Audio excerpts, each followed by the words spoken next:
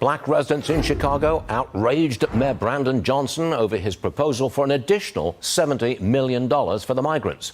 P Rae Easley is one of those Chicago residents, and she joins me now. P Rae, a petition to recall the mayor is now gaining some steam. I take it this is all about the migrants, right?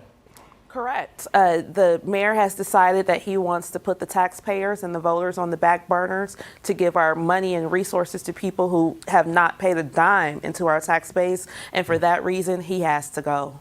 You once interned for Barack Obama before his presidency. Yes.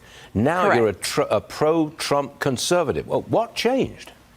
I moved out of the country in 2016 to go into a self-imposed political exile to protest him because I could not get full-time work with Obamacare. The employer mandate stating that people had to give, or employers had to give health insurance if they had employers who worked more than 30 hours, prevented me from getting a full-time schedule. And so I said, forget this. I grabbed my 4-year-old and we moved to sunny Senegal until he was out of office.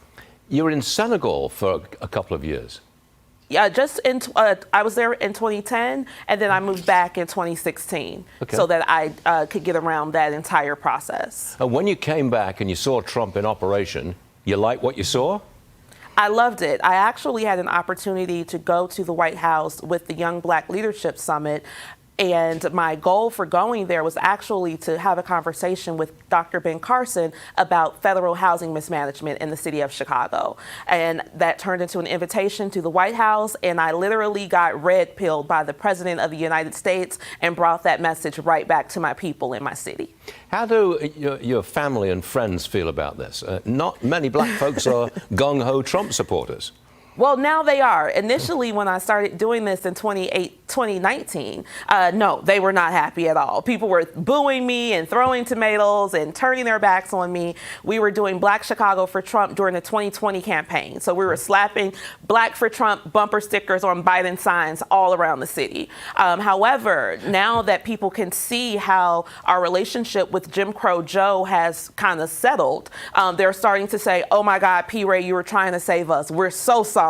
We should have listened to you. We're ready to go as well, because I affectionately call the President Trump, my Donnie. So they're like, P. Rae, we want him to be our Donnie too, and it's more than enough to share. Oh, real fast here. In 2020, Trump got roughly 8% of the black vote.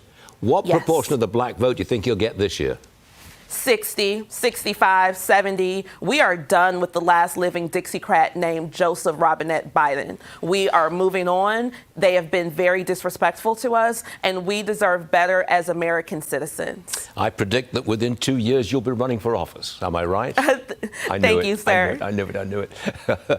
P. Rae, thank you very much for joining us this morning. It was real good stuff, and we appreciate it. You come and see us again. Thanks. Thank you, sir.